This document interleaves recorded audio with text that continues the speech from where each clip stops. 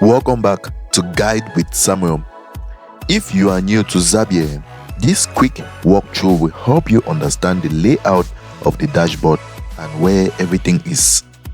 So, after signing in, you will land on the Zapier homepage, also known as the dashboard. At the very top, you will see a text box that lets you describe what you want to automate using Zapier's AI assistant. Just below that, there is an option to start from scratch if you prefer building your own workflow manually.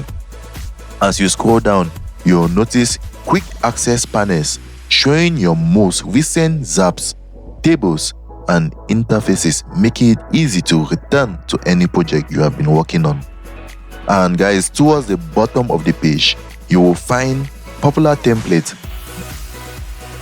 These are pre-built workflows you can use or customize, perfect for saving time. On the left-hand menu, you will see tabs like Zaps, tables, interfaces, and AI tools. This is where you can manage and organize all your automation projects. The layout is clean and beginner-friendly, making it easy to get started even if you are new to automation. And that's it, guys.